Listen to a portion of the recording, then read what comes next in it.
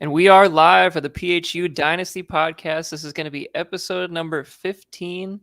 And today I'm joined by my normal co-host, Sean O'Shea, What and up? a very special guest. And I believe it's first time on the podcast. It's Adam Thibodeau, Tibbs, and the Chili Cheese Fries general manager and owner. How are you doing tonight, sir?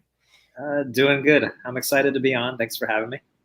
Absolutely. We have lots to talk about tonight. We're going to do a bit of a season preview. Hopefully we can kind of get some power rankings, fleshed out. It's still a little bit early. Training camp still is going on. Preseason hasn't even started. The injuries are going to happen. Speaking of injuries, we've already had some injuries in our league that has kind of shaken up the power rankings. The first big one is going to be Cam Akers. He was arguably a first, second round dynasty startup running back playing in that super high powered offense. And Vince, unfortunately, took the brunt of that one. A team that was already kind of thin at running back. Now he's kind of left with Miles Sanders as his RB1, and that's not probably what he's hoping for. So you guys got thoughts on the Cam Akers injury? I got thoughts on not wanting Miles Sanders as your RB1. As an Eagles fan, I'm taking from the Eagles fan. Nah, he's not going to have the number of touches that you want to be a number one. Do you think that the number of touches is just his overall talent level? Because there's not anything really behind him. No, his usage was terrible last year. Hopefully it's better. Hopefully it's better with the regime change. But he graded out as one of the worst receiving running backs in football last year. Was hilarious because he can catch the ball. I think it was just the scheme that made it look a lot worse than it was. But we'll see. Hopefully it's better for my sake, my sanity. Yeah, I don't think there's a lot of competition. So yeah, I think the most recent report was that Boston Scott was currently the RB2. So not really. I would view him as a mid-tier running back 2 with upside to be a low-end running back 1 if he stays healthy all year, because he's flashed. He's definitely flashed. He took almost like an Austin Eckler type player, to be honest with you. Yeah. Because if he can stay healthy, he's going to be pretty consistent just based on how many touches he's going to get. He can do it. He can do it against anybody. I think to the point in the year where they were playing the Steelers, I think the Steelers were the number 1 rush defense in the NFL or close to it. He took an 80-yard run to the house. He can do it against anybody. It's just a matter of if he gets the opportunity. So that Eagles offensive line too was a wreck last year. That didn't really help his cause. Going into the season, he was kind of one of those breakout, poised guys. Everybody was kind of looking at him as a sleeper last year, and everybody seems to be pretty down on him this year. So that's going to be Vince's RB1, and we'll get to that a little bit later in the power rankings. But Cam Akers is brutal. Yeah, he was viewed as everyone was excited about him in the Twitter world. Thanks, rightfully so. Cam Akers was probably going to end up being a 1,200-yard guy, potential to have double-digit touchdowns, good offense. That's rough because it's an Achilles too, so no one really knows what an Achilles injury might bring to a running back. And Darrell Henderson, we don't know what that's going to turn into, but Scavelli, of course, just finds a way to get better when he doesn't do anything. He literally had no draft picks, no real big trades this year, and he just gets basically a bona fide RB2 right out the gate. It must be nice. It must be nice. Freaking nice. So Cam Akers, he in redraft leagues, he's probably going to go in the first round. It looked like all the mocks that I had kind of seen prior to that, he was back half of the first round. So that's just a brutal loss. But and the other big one is Carson Wentz to the Colts offense. It seems like he's having surgery, and nobody really knows the timetable at this point. But it seems like it's 5 to 12. What is a 5 to 12 week recovery time? What is? Well, if it's 5 weeks, he could be back for week 1, or if it's 12 weeks, he's out half the season. So it's it just seems like the Colts are just being stupid and being we don't really know, but we're going to say there's a chance for week 1. There's really not. Yeah, I think I saw a headline. It said that he's officially having surgery. Earlier today, they were saying he was going to just wait a couple days, see what happens, and then make a decision. But I think a lot of people have made the point that usually just leads to surgery anyways. So now Jacob Eason, I think, is the go-to quarterback. He sure is. Jacob Eason, Yikes! I don't know where he Georgia went. Bulldog product. I can't.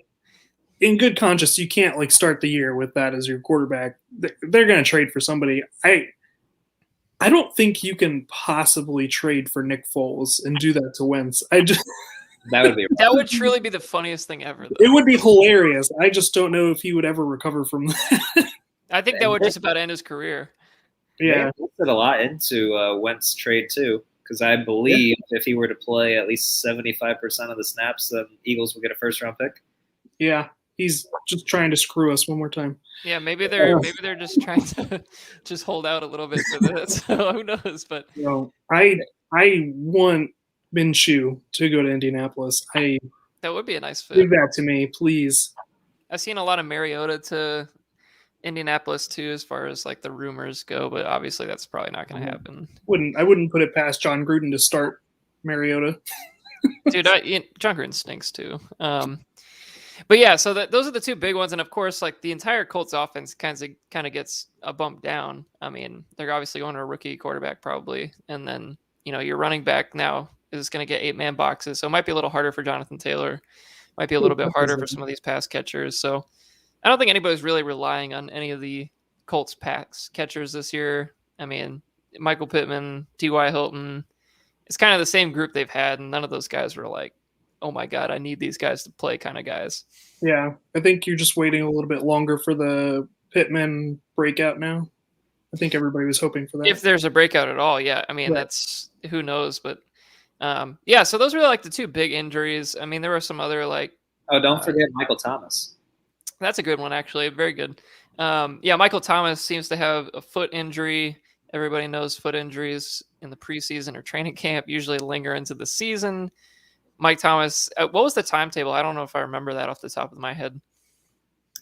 I don't remember either, but it was a good chunk of the season, though, right? I think so, and I think they said the injury stemmed from week 1 of last season, and he never got the surgery. So Sean, why wouldn't you get the damn surgery? Because he wanted to play with Breeze in his last year. I don't care. Like, get the damn surgery. I'm going to play hurt with Breeze. Honestly, might cost himself a lot of money because at one point he was viewed as a top whatever receiver, and then now he's starting to be a knucklehead for the franchise. Yeah, he just seems like a headache at this point. I mean, there was like last year. What's that? I think he got in a fight with a DB or somebody last year too. Yeah, I remember it was with one of the cornerbacks. Like I think he was trying to fight his own teammate, and then he notoriously was called Slant Boy by Carlton Davis of the Buccaneers, and that seems to have stuck, and I love it because it's truly like seems like the majority of his routes were all on slants and out routes and little bullshit routes. So. For Sleeper, it said up to 10 to 12 weeks. That was about a week ago. So that's half the season at least, it seems like. Oh, man, that's tough. Poor Justin can't catch a break. He's starting to build something, and everyone gets hurt. That's classic Justin. That's the Hurricanes experience, sir. It's part of the experience. It's been almost a decade of it, too. You know what they those like hurricane like wind tunnels that they used to have at like Mosey and shit? Yeah. Remember that from back in the day? They should have a Louisiana Hurricanes wind tunnel where they just injure you the whole time. And then just like, fucking Achilles injury. Oh, blown ACL. Oh, Ezekiel Elliott sucks. Just like all these things show up. Because that poor man seems to never catch a break. And we'll see a little bit more of Justin's team in the power rankings. Oh, hey, can I backtrack real quick? If you guys owned Cam Akers right now in a dynasty league, what the hell would you try and do with him? Would you just hold him? Would you sell low with an Achilles injury? He's already pretty young. I think like he was young for a rookie coming out. I'd just hold him. Right. I would just hold it. You're not going to get peak value. There's no track record of somebody coming back successfully from an Achilles injury at the running back position. I did see. Yes. Yeah, I did see like some sort of stat where like any running back that's had an Achilles injury over the last like 7 to 10 years has literally done nothing the next year. Like every single one of them. The only two I think playing in the NFL right now are Marlon Mack and who the fuck is Henry's backup in Tennessee? Evans, Darrington Evans. Yeah, I think those are the two that I remember. If somebody remembers another one, let me know. And neither of them are exactly. That makes a good point. A lot of people might use the Marlon Mack sample to project what's going to happen with Akers. even then, it's still like he's not even the same tier as him. It's hard to, I don't know. No, Hard to tell. Everybody's different. I mean, you don't want to trade Cam Akers, but No, if no, you're, and I'm not saying like I do kind of want to know the answer because I have him in our other league. I mean, Please tell me what to do.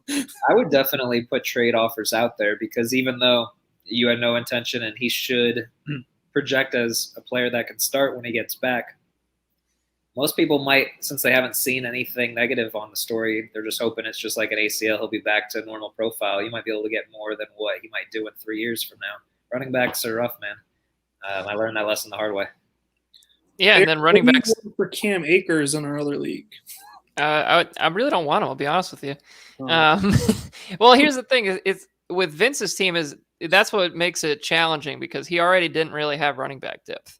He was desperately hunting for it in the rookie draft. Took Trey Sermon at the back end of the first round. So, like, if you trade away Akers, then you kind of really don't have much next year to work with, and then on top of that, he's kind of in the muck right now where he's probably not going to get a top 3 or 4 pick. He could be somewhere in the middle of the first where you don't end up getting a running back. So it's kind of a tough position to be in for the Swallows is to see if the right move is to trade him, just hold him. Who knows? I guess we'll find out. Time will tell. But let's go ahead and get right into these power rankings. We're going to start from 10 and work our way to 1. And luckily for us, we have the number 10 right here on this stream right now, and it's the fire sale chili cheese fries. They totally blew this thing up, and honestly, I truly believe that it was the right thing to do because it's hard to just sit here. Guys, we got his top 2 receivers. It hurts to look at, but it also is nice to know that you're doing this while Pat Mahomes is young and he's really not even in his prime yet at this point. He's like a couple of years even away from his prime as far as most quarterbacks go. I mean, in a couple years, 2 to 3 years, you get some young blood, some real talent to pair up with Pat and, see where it goes from there. Because right now this team, I'd be shocked if this didn't end up the worst team. I think Pat might sneak out a couple of wins for you. Yeah. Once we're through the rankings, I would like to address the decision making and all that good stuff of why we came to this decision. But as far as the roster, of course, it's the last place. So the draft capital's there, and hopefully it'll be a quick turnaround. Hey, if you want to, you can give your State of the Union like Alex gave. You can give yours right now if you'd like to. We're on your team. We can just go for it. Oh, we can do that.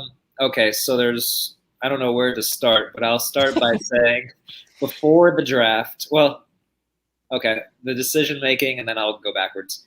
I think for the most part, I made my decision based on you and Vince discussing things because I really haven't been focusing it on the bigger picture for a while. Because once you trade all your picks, you're in a situation where you're just waiting it out to finally win a championship and go from there. But Vince made a very good point. He said galaxy brain or whatever it was, and macro thoughts on this where, the time is ticking. So we're going to run out of time with nothing, maybe get one more championship. And you guys were discussing how maybe I should blow it up while I still have time. So I thought about it. And last year, Tyreek and Devontae, they were legendary. They got me 20 points every week. They literally carried me to those two and Pat Mahomes. They carried me to 100 points on their own. And then I had to sprinkle in Odell's first couple weeks, Antonio Brown's last 2 weeks, David Johnson's maybe like 4 weeks. And it was pretty much chunking little things together. It never came together. So there's no way those two players are going to perform. They could. They certainly could. They've got the quarterbacks to do it if they stay healthy. But in the sense of, do I want to have a quick turnaround or struggle? I just figured, you know what? It's a lot more fun when you have picks. You can do a lot more things with it. And it's not really fun every time we go into a draft not being able to do anything. So I figured I would just blow it up. And I also wanted to make sure that I diversified quite a bit. And what I mean by that is I didn't want to be all in on one draft because I don't know what each draft's going to bring us. one draft can bring us a McCaffrey, Joe Mixon, Dalvin Cook type of draft. Another one can bring us a Robert Griffin, Andrew Luck, Trent Richardson draft. So I'm trying to spread it out as even as possible. So like the trade that I made with Eric for Devontae Adams, I was actually okay taking the extended approach because it kind of fits what I wanted, and Eric's projection is he may start to lose some of that talent in a couple of years, so maybe I'll get lucky. So right now I have 4 firsts in the next year, and then 3 seconds. The year after I have 3 firsts, 3 seconds, and then 2. I may hold all the firsts this year. I may take advantage of Alex and trade something and get more. If I can spread out and get 2024 picks, I'm fine with that too. But I think I did the process in the right way. I mean, I went all in. The problem is in the NFL, when you go all in, there's so many random events that can occur. Like Todd Gurley literally not being worth anything anymore, Le'Veon Bell not worth anything anymore. And I think it speaks to running backs just hold so their value is great, but it's such a short period of time where their value is meaningful. And when you're playing in Dynasty, really what you want is to just extend everything as long as you can through wide receivers, and then sprinkle in the running backs if it's an obvious play, or if you just get lucky, an injury happens and you get a James Robinson for that season because you got what you wanted. You got your win, and then nothing changed on the wide receiver and your performance looking long term. So that is, that's going to be my approach. I'm not going to take a running back in the draft unless it's completely obvious. I'm just going to go all in on receivers, because imagine if I had CeeDee Lamb, Jamar Chase, that kind of outcome, I would be set in a couple of years. So we'll see what those classes bring. Yeah, the longevity of receivers has proven time and time again to be they're probably the most effective way to rebuild your team, just because, like you said, those running backs are very lightning in a bottle-esque, especially a guy like James Robinson, or you had good years from kind of unknown players, even an Antonio Gibson last year. Just those guys pop up. So when they do pop up, they're around, but unless they're, like a Zeke or have a high draft capital, like a McCaffrey or something like that, they're probably not going to be around very long. That's just how the game goes. So before we move on, I just want to address each trade that was made. Sure, absolutely. A little bit. So going into it, of course, the biggest tickets need to be moved first if I'm going to actually go to a full rebuild. So, of course, Tyreek and Devontae Adams, they were the big tickets. I really wasn't sure what they were worth, but I figured there's no way in hell I'm getting them off my team unless I at least walk away with 2 firsts, and then whatever else I get is going to be negotiated. But I want to have 2 shots that way. If one person doesn't work out, if they're like a Corey Davis or whatever, I could still have another shot and be okay. So that was my thinking on those talents. The first trade I made, I sent a trade offer out to James, and then by nature that just got the ball rolling. Very grateful to get Terrence Marshall back in that package. I think I got a little more than I probably should in that package, given Terrence Marshall is probably going to be a good player in a couple of years. And I'm fine losing Joe Mixon.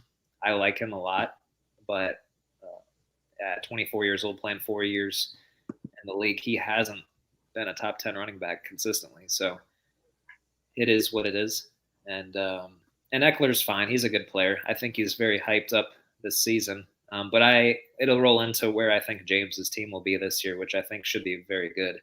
And then as far as those 2 receivers, I like the Paris Campbell toss in with Sean.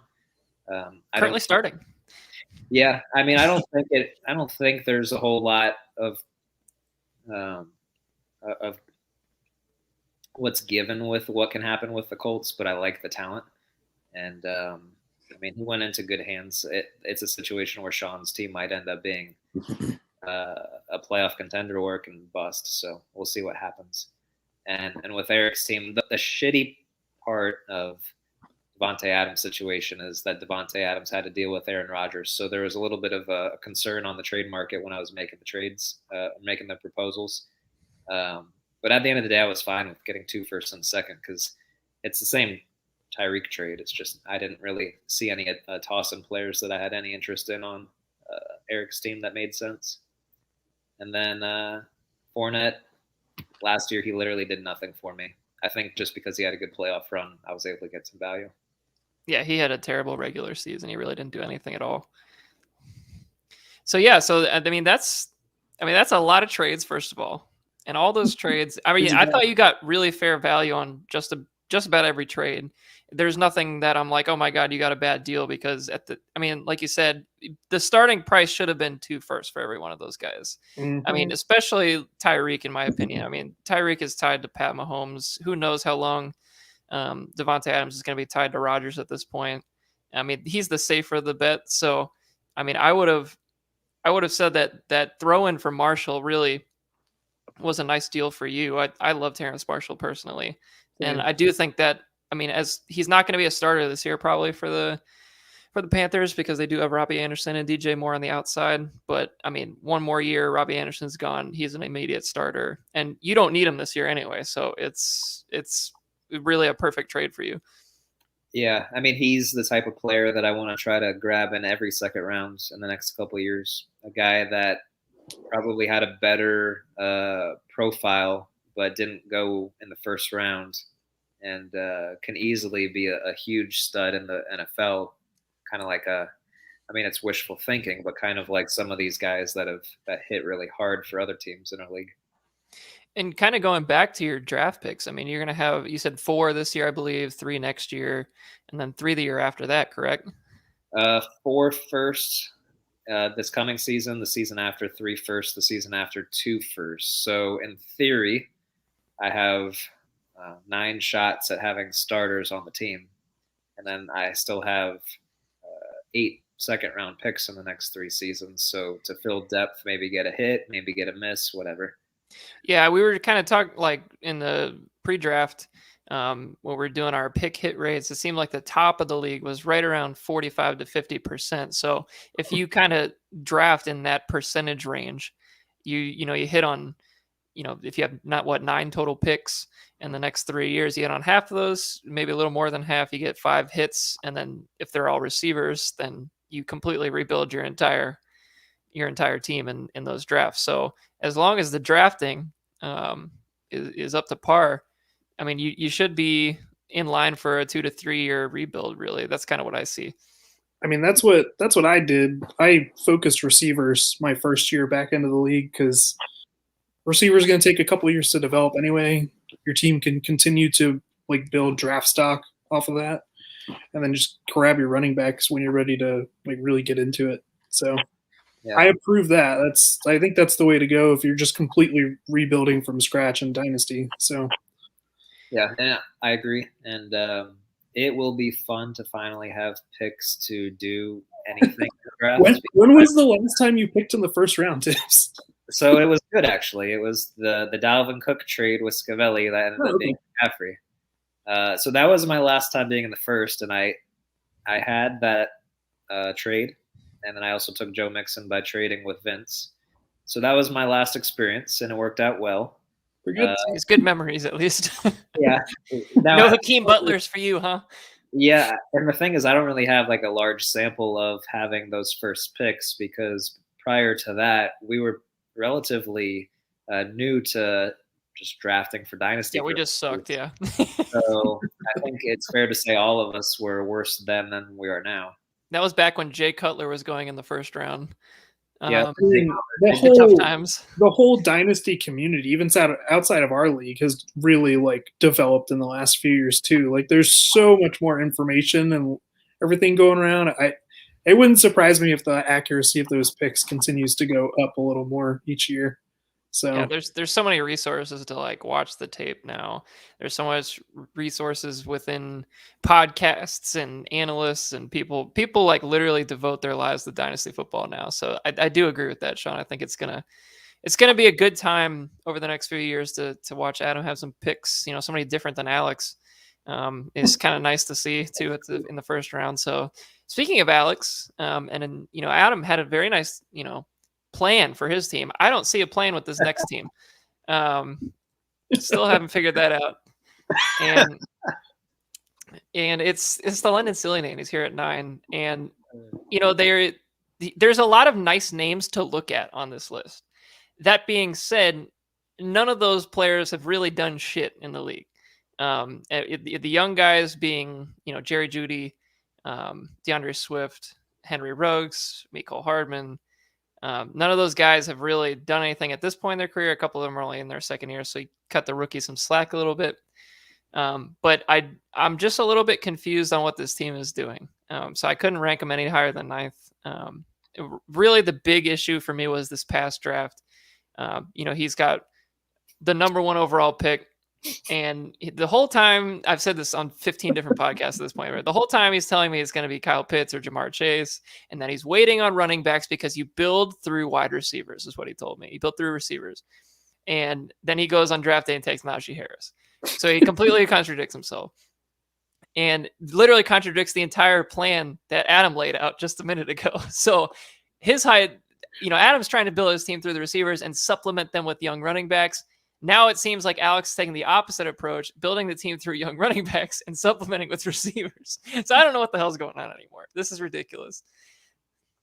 We will see what happens with this roster. I'm not going to give him too bad of a grade, only because he does have players that I think are going to turn out to be good NFL players. But I think by making just 2 decisions, it's really going to cost his long-term fortunes. And the 2 decisions are just passing up on Jamar Chase to take a running back, and then by making that trade with Vince to move up and lose your first-round pick. Those 2 trades alone are probably going to be the reason why he doesn't get a long-term success in this league, to be honest with you. He's going to be, in 2014, he's going to probably have the first-round pick again, just because of those 2 decisions. In 2000 what? I'm sorry. Pardon me, 2024. 2024. Okay, just make sure. I thought I heard 2014. I was like, that wasn't like a warp hole of like when he probably did have a number 1 pick in 2014. Who was the number 1 pick in 2014? Well, you got to think he has the first-round pick like every other draft, so it's just a matter of the odds are good. The odds are in our favor. I'm just so worried about this receiving core. I mean, I really do like some of the pieces here. I mean, I think his running backs are actually really formidable now, which, in the last 2 to 3 years, they've been horrific. I mean, we're starting LaMichael Pirine heading into last year. I mean, it looks better on paper. But now you got kind of middling wide receiver 2s at best in these T. Higgins. I mean, probably 3s actually right now. I mean, is anybody drafting any of those starting wide receivers right now as a wide receiver 2 in redraft leagues? I doubt it. We're talking about 2s on their team or 2s like in like a fantasy team. I'm thinking like fantasy because like T. Higgins is not being drafted as a wide receiver 2. There's no way. He's probably the 2 on his team just because he'll score the touchdowns. I think all 3 of those guys are number 2s on their team. I would agree. Jalen Waddle might be 3rd this year.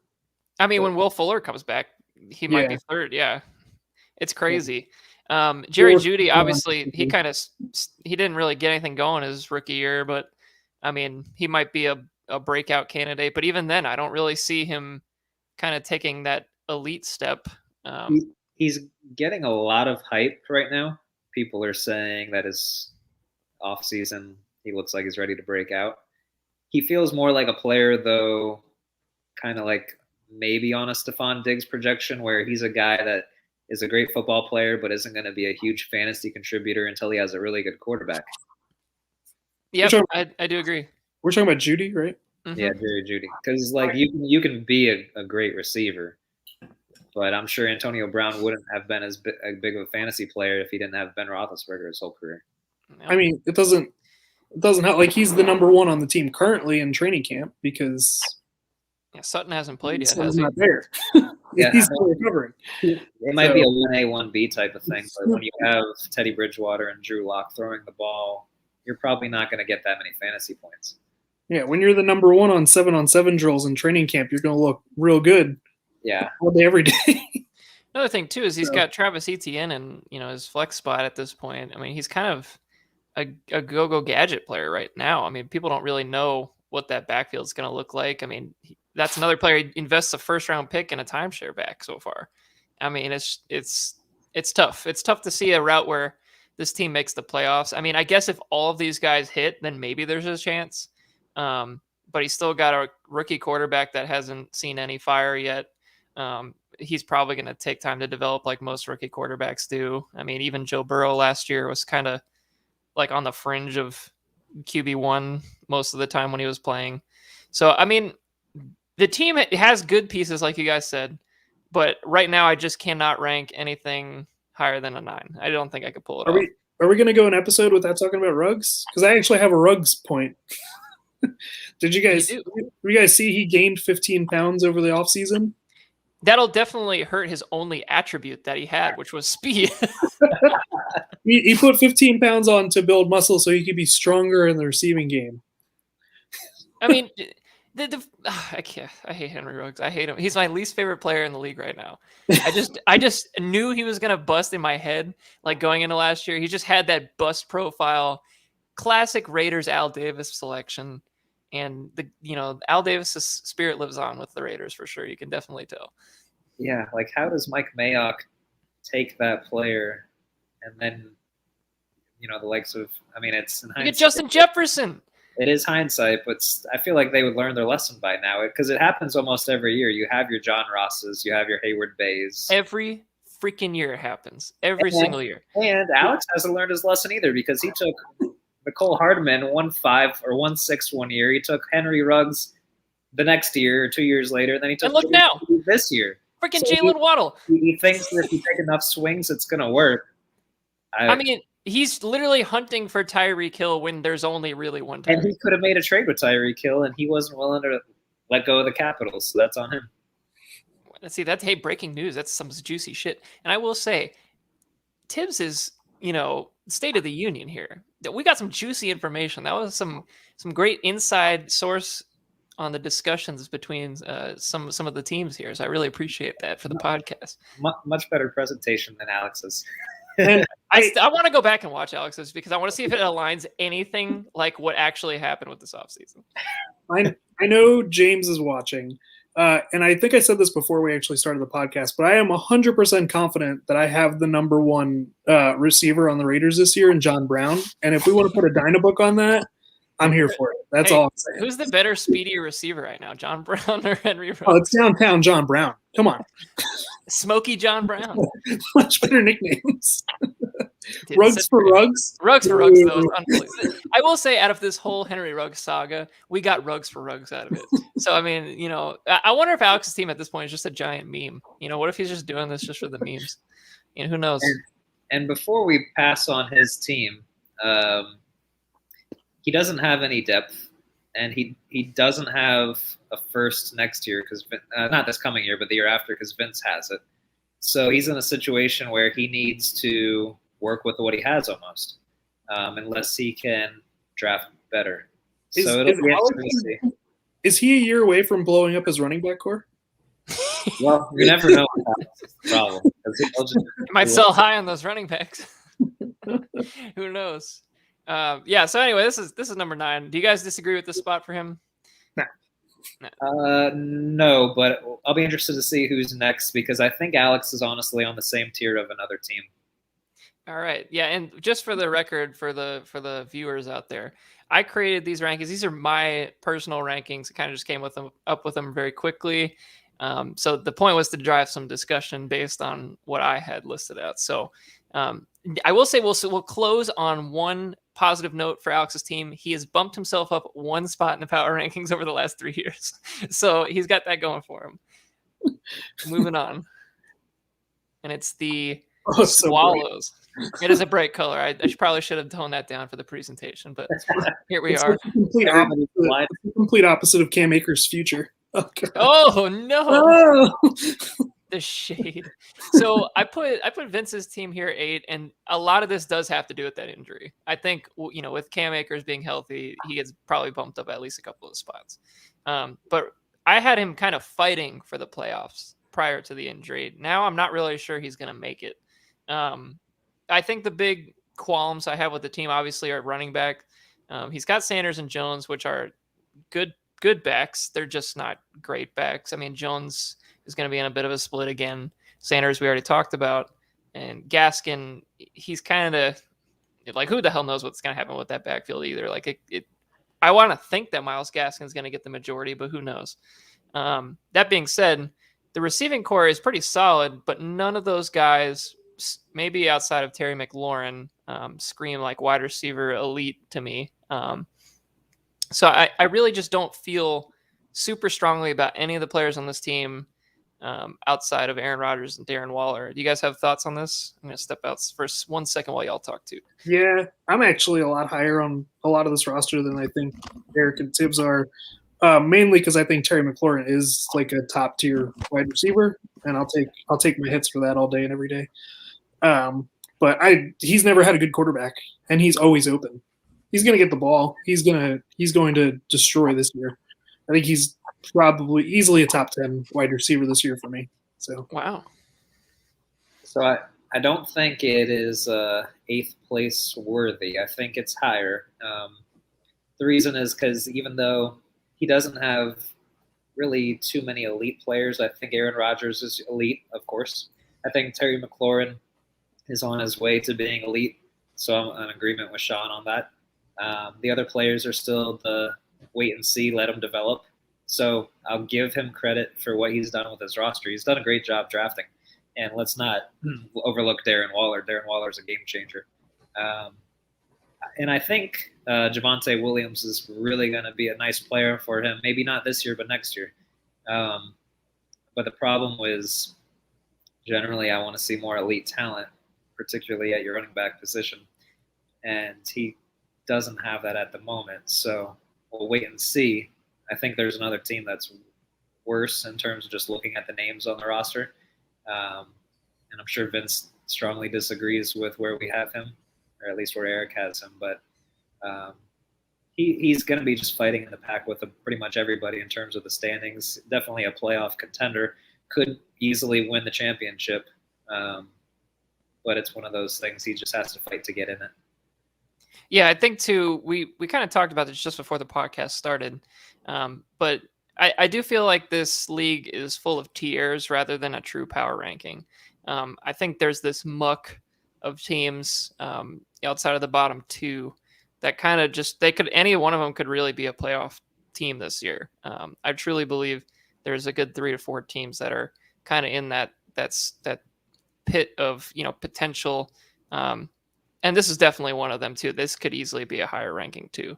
I mean, I would have put my team at 9 last year pretty easily, and I made it to the championship. So yeah, I don't think anybody would have disagreed with that at all. I mean, but it's just about getting hot at the right times, having good running backs too that are catching kind of lightning in the bottle as well.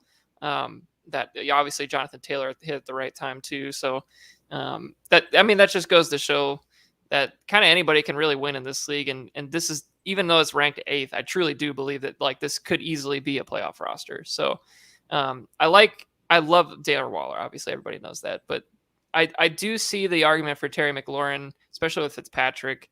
I don't know. I guess I've just always I've never was high on him coming out of college. So I think I've kind of carried that over unnecessarily. And that might be out of my own ignorance. It's just, I don't feel like super strongly about him. So maybe this year will change my mind. We'll have to see.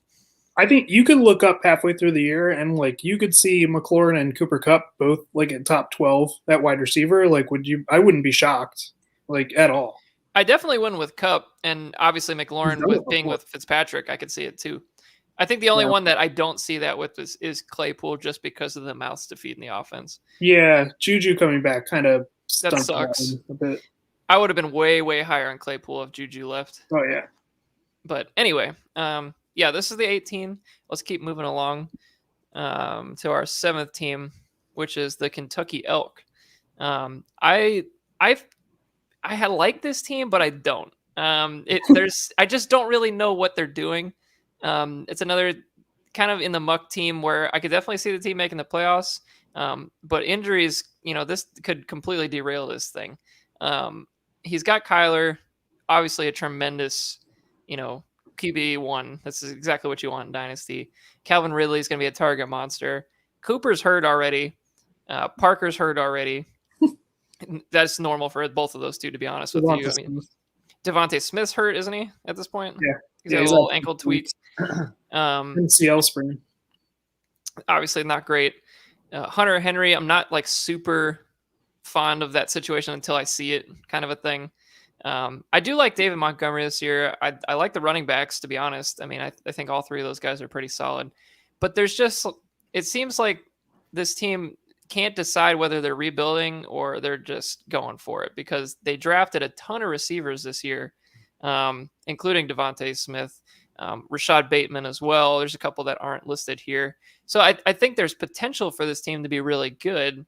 But it's going to pretty much completely hinge on their big trio of Murray, Kamara, and Hunter Henry. I think those like the Hunter Henry. I'm sorry, not Hunter Henry. Calvin Ridley. Hey, Calvin Ridley. hey, Forgot the wide receiver. Don't sell him short. He's a great player. I love Calvin Ridley too. I can't imagine. Is there any way that Calvin Ridley doesn't have like 150 targets this year? He's gonna have to. 17 games, bud. Yeah, especially with 17 games. 180. Maybe go for 180 then. Yeah. Well, Dustin put him up on the market as a trade block player, so I'm curious. Yeah, that's what I'm talking about. Yeah, honestly, because so did he make proposals to any teams? Is he just trying to feel out what he could get for his roster? Like, I don't know what his. I sent him a trade option like 2 months ago, and he hasn't even looked at it yet. So I don't even think he's looking. And when I don't know. We were talking about how the league, in my opinion, and like Eric's opinion, is it's kind of like tiers, because you can decide, I like this player, that player, and it could sway how you would rank each team. But I feel like he is on the same tier as Alex, to be honest with you. They have a couple of nice players, but I don't really know what's going on with the rest of the roster. I think Dustin's been in the league for at least half, 5 years now, half of our history. And yes, it's by nature, it's going to be tough when you first get in, because you're getting adjusted to what you should do with your picks. And he had some busts, which is just going to happen. But he hasn't made any progress yet. I like his draft he had. I actually really like the draft that he had recently, but I just don't really see how this team goes anywhere unless it happens to get very fortunate, kind of like Sean's team last year. Yeah, I do think, like you said, it's very tier-based, this league, and this is kind of just one of those ones that it's stuck in the muck, and could be ranked kind of in a couple of different spots depending on how you look at it. Let's go ahead and move on here. On a side note, did you see what Jonnu Smith nicknamed the tight end room in Boston? I did not see that. You should share with our fans. He named it the Boston TE Party. Okay, that's pretty great. Which would not surprise me if that was Dustin's fantasy team name in our redraft league, because that seems like it's kind of up his alley. Perfect. We'll see. But he has to actually draft one of those, I feel like, to make that work. So we'll both of them. Draft both of them just for the meme. Just for the meme. I mean, the ADP wise, they're probably close to each other in redraft. So next one, I'm gonna go with the Lake Lure Long Gamers. Oh, hey, that's me. I'll shut up then. I think this team. Obviously, I think it was a little bit fluky last year. I think Sean might agree with me on that one, actually. A little bit fluky last year. We landed exactly where we needed to land, Eric. I don't know what you're talking about. Totally by design. I still think that this team is going to find a way into the playoffs for some reason. I just feel like... Put Tyreek in it, too. Oh, that's true. Tyreek did not make the cut. See, I don't think Sean had him in his lineup on Sleeper. I can't. My roster's still locked. You son of a bitch. Unlock your damn roster. Cut somebody, you bitch. I don't want to. Let's see how training camp goes. That's literally like, I've been praising that for years, is just to fill up that shit as much as you can and just wait. But yeah, I obviously with Tyreek Hill, that definitely looks a lot better too. So you bump down Cortland Sutton into the flex spot, and then maybe bump out Singletary. Because I truly think with Hill, this is one of the best trio wide receivers in our league. Right up there with myself and Dan. You got AJ Brown, DJ Moore, Tyreek Hill. It's pretty damn good. I will say I would put Chase Edmonds in instead of Devin Singletary, but other than that, sorry. Yeah, and true, this is just completely just what I would see based on what I'm seeing on the rosters. Like, this is what I would look at. And I truly think that both of those running backs are perfectly slotted as RB1 and RB2. I mean, if you were doing it in a redraft league, you would take Jonathan Taylor probably in the first round. You'd probably take Clyde Frog somewhere in the second or third. So that makes perfect sense. The guy that I'm most interested with in the flex spot is Raheem Mostert, to be honest. Does Trey Sermon kind of come in, take that spot and kind of just make Mostert obsolete, or does Raheem kind of hold that spot? Because I truly think he's a talented running back. It's just he's never healthy. So I would like to see how that plays out. And obviously the Atlanta Falcons running back situation with Mike Davis. And apparently his number 2 is Quadri Oldison, and I don't feel good about that. So I like Mike Davis, I guess. I mean, as it stands right now, it looks like a pretty good starter. You're welcome for that 3rd round pick, Alex. So Sean, do you agree with the ranking, or do you think you should be higher or lower? Yeah, I'm fine with it. I think, like you guys said, it's tiers. I think that 4 to like 6 to 7 teams in the middle is just one giant cluster. So I could pan out. Injuries are going to play a huge part, like it does every year. But I agree, though. I think the way they use the running backs in San Francisco, though, like if they're healthy, everybody's going to kind of get into the mix. If Mostert plays more than 9 games in a year, like I'm ecstatic. Like he's going to get 10 touches and one of them's going to go for like 40 yards and maybe a touchdown. So like he's a perfect flex guy at the running back position for me.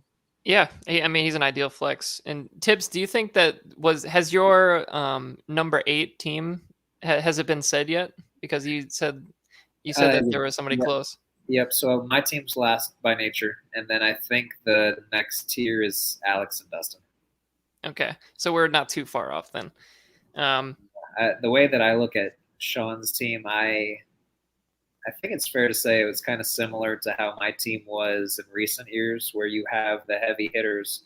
You have your Tyreek, you have your A.J. Brown, you have your fantasy stud quarterback, you have about 2 running backs that can really produce for you. And then after that, it's just trying to figure out the rest of the roster. So get those flex players every week. That type of team, it can. I mean, for me, for the most part, the last year or so, it got me into 3rd or 4th place after the season finished, and then you're just hoping that you win all your games in the playoffs. So I think that's kind of what this team is going to be doing. I also think too at this team, we didn't really talk about it, but there's so much room for development with some of these players, specifically Jonathan Taylor, Clyde Frog. I mean, both those players could take a huge step up, and then A.J. Brown and DJ Moore, Cortland Sutton, all 3 of those guys could also take another step up. And then you already have Tyreek Hill. So I love the potential for growth with the team. So that's why I could actually see this being a lot higher if everything kind of pans out. I mean, I'm assuming you were a little like clued in to like watching Patrick Mahomes last year since he's on your team, Tibbs. Like, how often did you watch him just running for his life last year? I mean, yeah, he's running for his life nonstop, and he can still make the throw. So that offensive line has just been completely rebuilt. So I am super eager to watch Clyde behind like an actual like offensive line. Yeah, I'm very curious. People are honestly valuing him at this point because he was boosted up last year for a reason. I mean, he's in the best offense. He's going to get a lot of touches and a lot of goal line work. And that hasn't changed, but now their offensive line is better, so their play calling may change with a better line.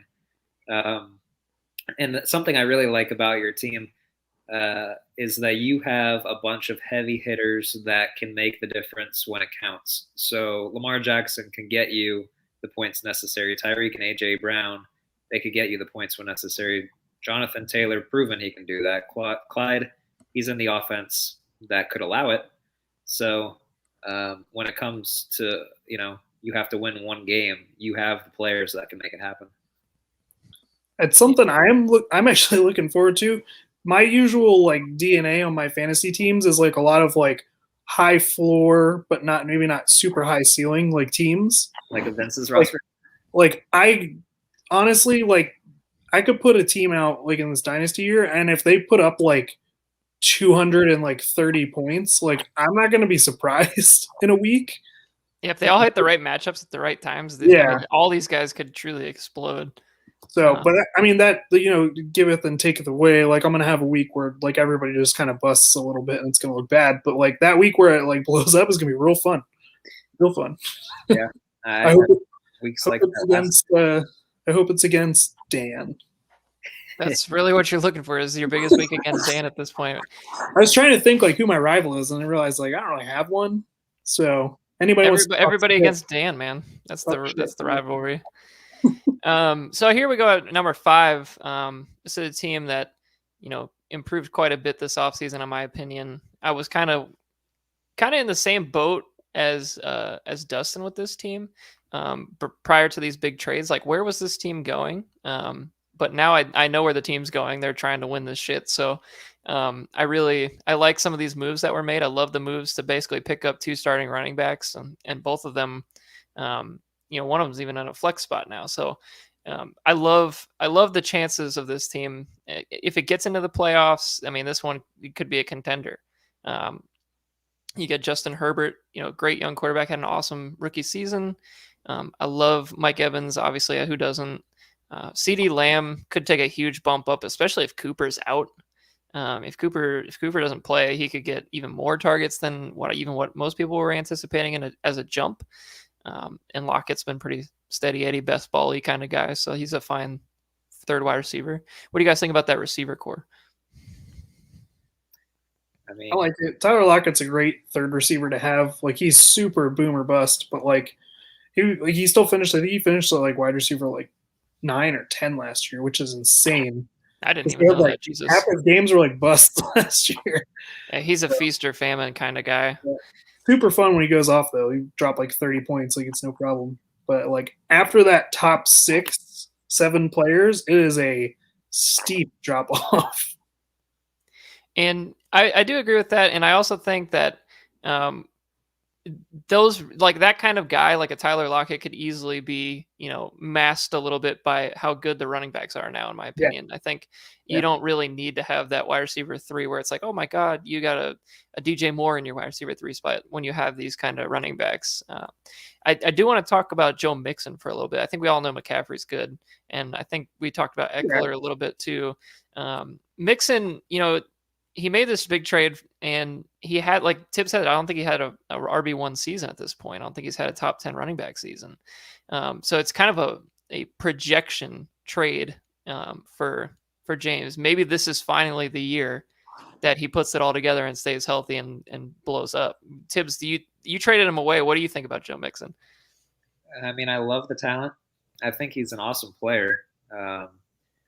The concern would be they're turning into a pass-first offense where I don't think he's going to ever hit his ceiling. And I think he's going to serve like a really good role for James' team. But I don't think he's ever going to turn into a running back 1. I also think, too, with Gio kind of leaving, I feel like there's more potential for him now than ever. I mean, as far as he's going to get more third down work. So I feel like if he doesn't do it this year, I don't think he's ever going to do it. I feel like there's never been a better opportunities. I think he's going into the year healthy this year, so he's not nicked up or anything. Like this is as good of a shot as ever for Joe Mixon. So we'll find out this year, basically, if James got a good deal on that one. Yeah, the Bengals are giving me like Steelers the last like 5 years vibes with like their offense making up for similar the defense that like has now finally caught back up.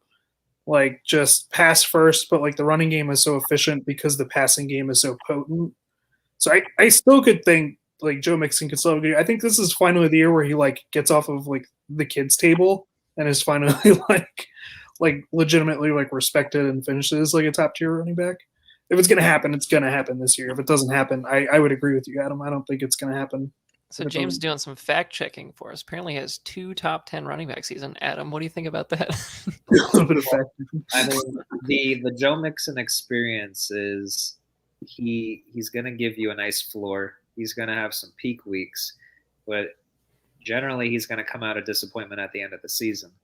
Giving a first, yeah. That's kind of proving my point with the whole like getting out of the kids table kind of thing. Like everyone like nobody like assumed that he was a number 1 running back, even though he finished twice. So like if it's gonna happen, it's gonna happen this year if it's ever. Yeah, I think it's just jumping into that elite role that people think he can get to. It's not. I don't even know if it's about having an RB1 season, because obviously it's not with James's fact checking, but it's more or less just living up to the potential. Yeah, I think we all agree he's an excellent player and he's a good fantasy asset. Obviously, that's why James made the trade. And he's still young. And he's only 24. He came in the league I at feel like he's been in the league for 15 years. It's in. It's. So I mean, he's an excellent running back too. I mean, I like what James's roster looks like right now. He's in a situation where he's hoping in the next 3 years he gets a win from the construction, but he easily could. I mean, he gets McCaffrey back, and CeeDee Lamb's projection is to be a top, I don't know, 5 receiver fantasy wise. He could easily do it. I do think this team has a good little window here where, if they just hit at the right times and all the running backs stay healthy. I mean, this team is as good as any that's in the muck, if not the best one out of the muck. He's got a high floor, high ceiling team. Where easily win. Where is this team if we're PPR? Yeah, I feel like it's like 2. Yeah, I mean Eckler, McCaffrey, Lamb is going to have a bunch of targets. I think all of those guys. Good receiving back too. Yeah, they're all great. I mean, this team would be a pretty much a bona fide top 4 team probably. The real big thing that James needs is just to stay healthy because just like every team, just by nature, once you hit the depth after these deep starting lineups, it's going to be a little weak. So I'm not going to say his depth is bad, but he just needs to stay healthy to get the most out of his team, as we saw last year with McCaffrey getting hurt. He's also got some guys on the bench too. When I was looking through his team, he's also got some guys that do work. Yeah, that you can throw in there in the flex spots when people get injured.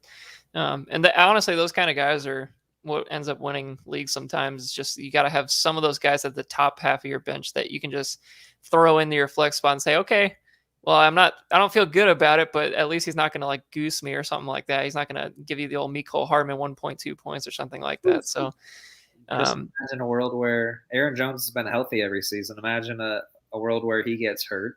Hopefully AJ Dillon, immediate RB2. And now James is rolling. Absolutely. And he's also got Darrington Evans with a potential Derrick Henry injury too. I mean, he's got some quality handcuffs in there.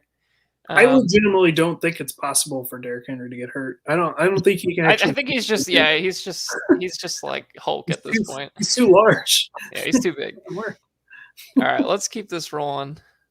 With the 4 seed, I put my favorite team, and this is just me having a soft spot for the kid. I think with the Michael Thomas injury, that definitely hurts, and he could probably slide below James too. Look at the double tight end. I love that. He doesn't have that in his roster currently, but I thought it made sense because I do think that TJ Hawkinson's going to catch a shit ton of balls this year. He might be as good as a wide receiver, honestly. He'll probably lead that team in receptions this year. So he's got Kyle Pitts in his starting spot. I don't know how you don't start him at least, being as high of a draft pick as he was and with the rest of his team. So I think you throw both of them out there week 1 and just see what happens. But I just really like the makeup of this team. Like I said, Michael Thomas definitely is a knock. And you could probably throw him below James if you wanted to. But I still like those top 3 guys. I don't love the idea of having 2 Steelers receivers in your starting lineup, but they're both good. They both get their targets. So, I had Juju last year and he shit the bed on me. So I have rougher feelings towards him. But Deontay had so many damn targets last year. It's unbelievable. So hopefully he keeps that up for Justin's team. But these running backs are pretty solid. I don't think Kenyon Drake's as big of a threat as everybody makes it out to be personally. I still think Josh Jacobs is the guy there. And then Drake was kind of just a quality depth piece because in previous years, the Raiders have had nothing as a second running back. Like Jalen Richard, DeAndre Washington, like these guys are trash. They're not good RB2. So I think Mike Mack was just like, all right, let's just get ourselves some insurance and get a decent RB2. So I'm not worried about Jacobs at all personally. So I think that might be where I sit on this team is I really like the running backs. I think Burrow takes a step up. He's going to be healthy. And I love some of these other just like kind of lottery ticket guys. You got your Kyle Pitts, you got your Jamar Chase. I think Godwin takes another step forward this year because he's not going to be injured this year. I like the team. I really think it's in probably the top half of the muck here. Yeah, I mean, it's a great roster, and even if it didn't win this year, it's going to be looking good for the long term because generally Justin doesn't give away value. He finds a way to get it because someone else made a poor decision. I think James' team's probably a better contender this season. Obviously, the league's shown anything can happen any year. But looking at the whole roster, if you had Michael Thomas thrown in there, that is easily a championship roster. He's done a good job filling it out. And there's a lot of depth on this team too. If you kind of look at the top half of his bench, there's guys you can definitely throw in there into those flex spots as well. So, I mean, I think right now it just kind of lacks that wide receiver one. That's true wide receiver one because of Mike Thomas being injured. But I mean, there is a way that Godwin and Johnson could kind of find their way in there, in my opinion. And then of course Chase, we have no idea what his upside is at this point. Are we sure a healthy Michael Thomas would have been a wide receiver one this year? That's another debate. Slant boy maybe drops back without Breeze. You never know. It's just so hard to predict that offense this year. I'm just curious. I have no idea what to expect. I'm so interested to watch this year. That's the team. I am really excited to watch the Saints, and I usually hate watching the Saints. I think Jameis is going to get that starting job at some point in the season. And if Mike Thomas was there, we just know that Jameis is like Fitzpatrick, where he really doesn't care. He's just going to get the ball to the player and let him make the play, which is all you can ask for. So it definitely sucks that Michael Thomas is not there because I think he probably would have had a top 10 wide receiver season. I also have no idea what to think about Juju back on the Steelers. Tibbs, you got anything for that? I don't think Juju's as good as we thought he would be, to be honest with you. His first season, he had that breakout against the Lions on a Monday night. He had a 98-yard touchdown when he was across the field with Antonio Brown. And I don't think it has anything to do with Antonio Brown. I just don't think he's ever going to live up to what we thought he is. I think he's just a slot receiver that is just very good over the middle. Yeah, I kind of feel like Juju, especially after I watched a lot of his stuff last year because I had him and Claypool in the redraft league. And I feel like just Juju is just that prototype, just wide receiver too. He's just on his own team. He's just a guy that he's more of a possession guy. He's not going to just make crazy plays. He's just going to be kind of like a steady Eddie guy, which made I really thought that Juju was going to end up with the Raiders because he just feels like a Raiders player. And that didn't happen. I'm really shocked he went back, to be honest. Me too, because he could have gone to the Chiefs. Apparently they made an offer, and I don't know. That would have been a great wide receiver too, though. Imagine if he went there. Why wouldn't you go to the Chiefs? It must have not been as much money. That's the only thing I could think of. He seems like a guy that loves his money. He would get such a big deal the year after that. Do you realize how much he would have flown up boards in fantasy? Everybody would be so hyped. He only signed a 1-year deal with Pittsburgh too, so it's kind of a prove it year when he's also contending with a really good receiver that might not have the greatest hands, but a really good receiver in Deontay. And Claypool, I don't really know what to think of Claypool because some of those plays, just by fortune, they can happen, and sometimes they don't happen. So it's hard because it's a three-way monster. Was that the first, second, third, or fourth touchdown that he scored against the Eagles that you were talking about? I mean, that one game was just so insane. I don't know. I like Claypool, but I want to see what a full year looks like for him. But I was hoping to see him as a true wide receiver too. And now I don't. Those targets are going to be split again, so who knows? So I have the Louisiana Hurricanes at 4. Like you guys said, James and him are kind of like a tie for me. I think just depending on how a couple of these rookies like Chase and Pitts pan out, if they live up to the hype, this could be a really quality team. So we'll have to see. So at 3, I have young Scavelli and the Toronto Battle Axes. This team is really freaking good. You gotta love all that. The only thing you don't love to see is AJ Green as a wide receiver. Just making that face. So pretty much you could throw him in the flex, whatever. You could just put Fuller or Jones up there and it looks better immediately. But you got to love some of these guys on this team. I mean, Stephon Diggs broke out. Robinson could get attached to Justin Fields. These running backs are sick. Russell Wilson's always good. Darrell Henderson is now RB2. I mean, it's looking real good for this team. George Kittle's on the team, of course. This team's pretty damn good. Any qualms with this rating? No, I mean, it's exactly where it should be. I think the top tier are the next 2 teams, of course, but then after that, it really becomes Scavelli, and then we can talk about other teams with him or not. Scavelli, he never really has first or second picks. I mean, I think the only time he had early pick was maybe when I made that trade with him a couple years ago for McCaffrey, or the second pick when we had that trade at college. But otherwise, he always finds a way to just stay at the top, which is impressive because he like picks his spots really well. Yeah, Scavelli has notoriously been good at some of these late picks. You know, I mean, Derrick Henry was, I think, 110 that year. I think he got Aaron Jones in the trade from you for, you know, just as a throw-in basically at the time, I think. Darrell Henderson was a second-round pick, I think. I mean, he finds guys that they just work. I don't know what it is. Stephon Diggs, I think he got for a cheap deal. Russell Wilson, he got in the trade for me. He just, you know, Allen Robinson, he got in the trade for me. Marvin Jones, he got in the trade for me. He just finds ways to make it work in trades. Yeah, you got cornerstone pieces, Diggs and Kittle from Alex. Yep. He got, I know he got Aaron Jones from me in that huge package where he owned Todd Gurley for less than a day. It was like maybe 11 hours tops. I don't even know if it was that. I don't know how long he was in negotiations, but when it happened, I reached out to him. Terrible life decision, but yeah, I mean, but at the time, I think we said you won the trade at that time because we didn't know anything about what Aaron Jones was. We didn't know shit about shit. So, I mean, Aaron Jones was like a nice piece, but he wasn't what he is now. He was like Jamal Williams last year. Like we didn't know what he was. We just didn't know. But yeah, I think this team is pretty damn good. Obviously, half of these players were my former players, so I like them. I think how many do I have? I have Allen Robinson, Russell Wilson, Will Ferrell, so I have 4. Oh, and then I have George Kittle, so 5. 5 of these guys were on my team at one point. Unbelievable.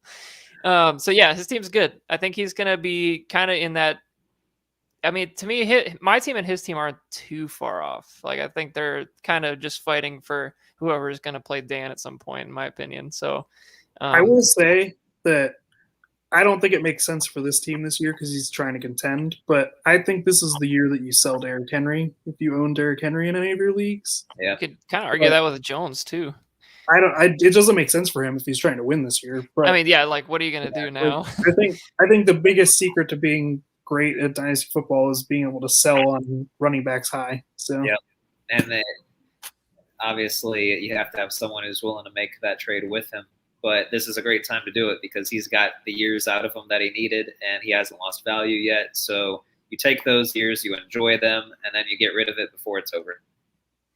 Yeah, Scavelli is always willing to talk in trades. So who knows? Maybe if he finds a way to win the championship this year, maybe he kind of sells off some pieces. Who knows? We'll have to see. But right now, it looks pretty good.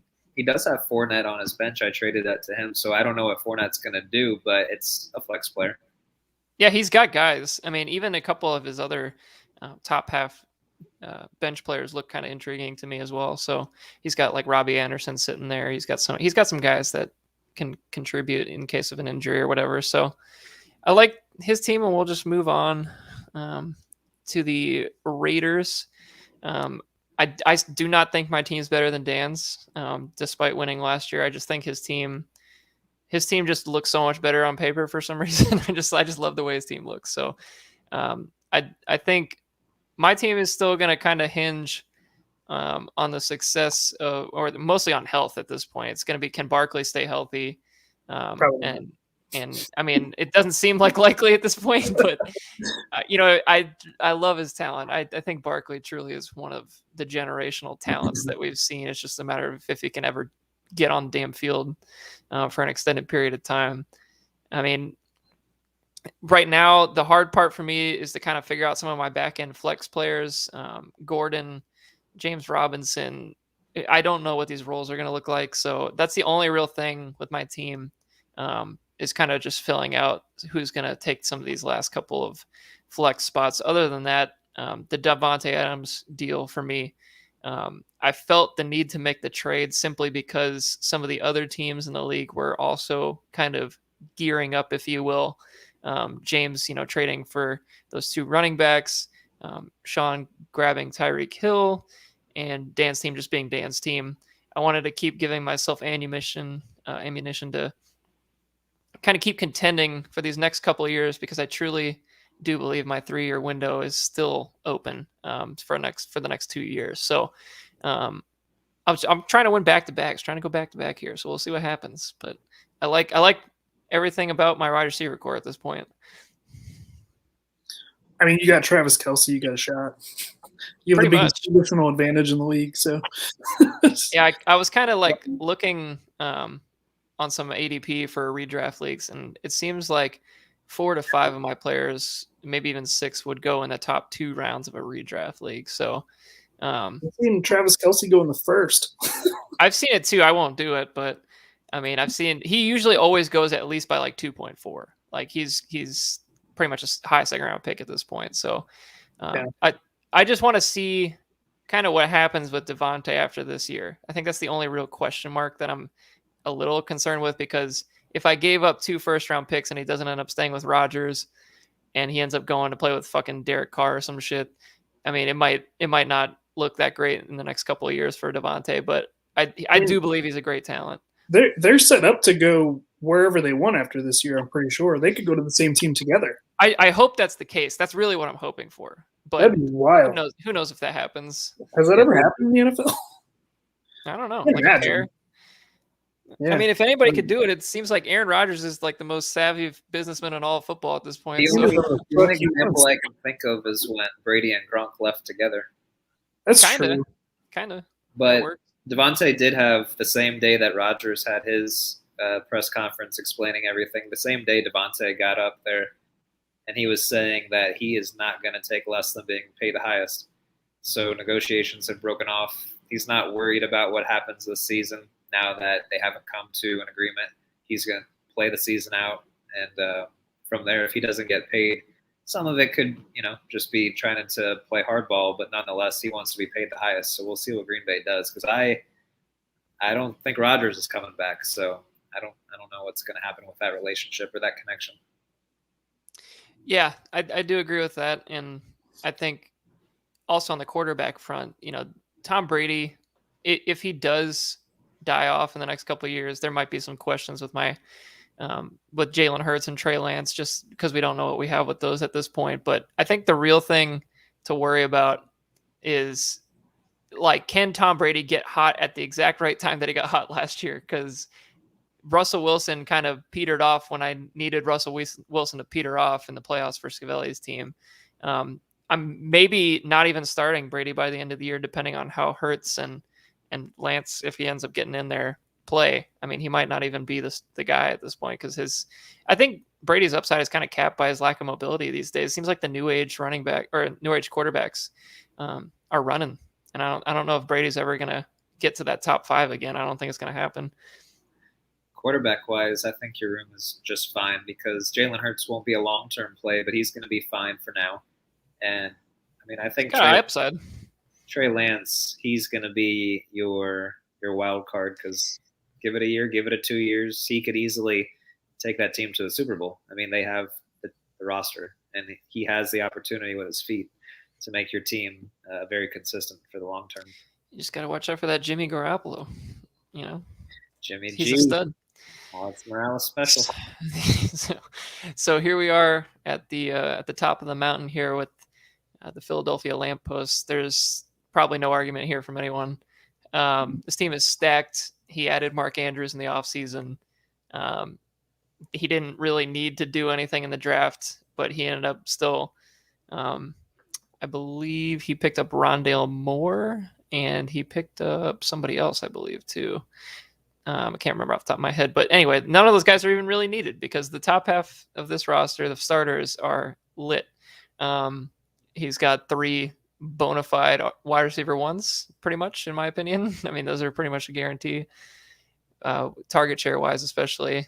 Dalvin Cook's going to be a top 3 back if he stays healthy. Dobbins could even take a step up, which is scary to think about. Even Gibson could take a step up, which is scary to think about. I'm worried about this team. I don't know how we got through it the first round, Sean, but I don't think it's going to happen again. I don't think it's going to happen. Nah. But I beat him. If this team that's what I'm saying. Like, I don't know how. There's just no way. Like, I don't see it. Like, this roster is too good. But that just shows you, like, fantasy football is a lot of bullshit too. So it's just like, yeah, because he finished first last year, and rightly so. I mean, this is the best team. He was the best team. He still is the best team. So it's just a matter of, can he just get it all together at the right time? Yeah, because right now I believe we are in a spot where Scavelli has 2 championships, Eric has 2, James has 2, and then there's a whole group that has 1. And surprisingly, Dan's one of the teams with just 1, and that was a long time ago. I think that was back in our first 3 years of the league, and he has not won since. He's always in the top 5 roster. Yeah, I was just about to say it seems like he's always in that 3rd to 4th position by the end of the year. And can he just get over the hump at this point is the real question. I mean, this is kind of like the Tampa Bay Lightning and the few years before they couldn't win the cup. I mean, they had the roster. It's just like, can we do it? And that's kind of exactly how I feel about this team. Do you guys have any concerns at all about a Josh Allen regression? I'd have to get some Bills talk in here. Not at all. I've seen some people on like Twitter and shit saying like there's a chance that he regresses, and I don't see it. From what, the QB1? I mean, that's what I'm saying. What, like 2-3? But like people are still like shitting on his accuracy and all this shit. I'm like, he looked pretty good to me. I mean, didn't he throw like 67% or 70% last year? Well, I think that's the thing is people are still like in their heads from the first season. I think he threw like 56, like he was trash, but like he really improved. Like he was amazing last year. So I just, maybe some people are just still hating on him. I don't know what it is, but there's probably a lot of people that are just remembering that playoff game against Houston where he just goofed and fumbled the ball and tried to hit it or whatever it was. And, I remember that game. It was horrible. Yeah, but I mean, he's everything you could ask for in terms of real football. Obviously, fantasy, he's excellent too. He's the perfect modern day quarterback. Just gives you the running, gives you the big arm, gives you the big body, durability. I mean, he's the perfect modern day quarterback. I mean, if you were trying to draft one. So, I mean, the guy that I'm interested to is Justin Jefferson gonna like just explode? Like, is he just gonna be even better than he was last year? Is that something you guys see? I mean, it's very possible. I mean, yeah, there's no way to project him for that to be like a one-year wonder type of deal because that shouldn't happen. Michael Clayton maybe, but that doesn't usually happen.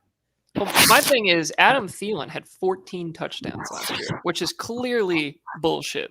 Like that's just not going to happen again. So if a few of those touchdowns, like 3 or 4 of those, just slide over to Jefferson's way, on his team. But it was bullshit. He had like 900 yards. Like he was just. You should have on your own team. I will do it. I will do it. I've done it before, and I'll continue to do it. But like, if a few of those slide over to Jefferson, like holy shit, this guy could literally be wide receiver 1 by the end of the year. Like it's possible. He has done a great job of drafting, by the way, because of course he has. Metcalf, he doesn't usually trade up either. So it's not like first. Justin Jefferson was a second. Keenan Allen. There's a couple trades involved, obviously. These like half of these guys on this list right now are guys that he's like just drafted in the last 3 years. It's insane. Yeah. And he's probably the only team that can say he still owns an original player. Well, obviously there's Tom Brady, there's other players, but Julio Jones at that talent level, that production level, he's been there for the last 10 years. And Dan was the only one who drafted really well. I think he took Gronk too, actually. Yeah, he had Gronk. He had Zach Ertz too for quite a bit of time as well. I think he drafted Zach Ertz. Do we think Julio was running the black market when he was first on Dan's team too, or was that more recent? It's with Roddy White. It's got to be since day one. Oh, Roddy White. So. Dude, Sherrod White was one of my favorite players of all time. Christian favorite, actually, now that I think about it. Christian loves Sherrod White. Yeah, Christian favorite. Him and Owen Daniels. Seriously, Owen Daniels, Gary Barnage. He had quite a few of those guys. I heard a great, speaking of just random shithead players, I heard a great one somebody dropped the other day. It was Orleans Darkwa. You remember him? I was like, Orleans Darkwa. I forgot about that guy.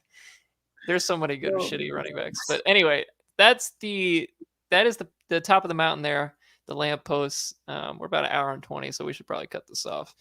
Because if anybody's still listening, we still got one poor soul listening to us, probably Alex. He loves his punishment. But anyway, yeah, thank you, Tibbs, for coming on. I really appreciate the State of the Union with the inside scoop from the Chili Cheese Fries headquarters. That was pretty cool to hear. I wish more people would come on and do that too. I'm hoping we get some more people from the league throughout the year, and I'm hoping that this becomes more of a regular thing as you know things get picked up. Obviously, the off season was pretty pretty boring. There's not a whole lot going on, so there was a little bit of a lull there. So maybe we can do like a weekly thing where we recap some games, or maybe a bi-weekly thing every other week, something like that. That'd be pretty cool. And I think people will get some enjoyment out of that. So, Sean, thank you again as always for being the co-host here. And I think we're gonna go ahead and sign off. So we'll see y'all next time. Bye.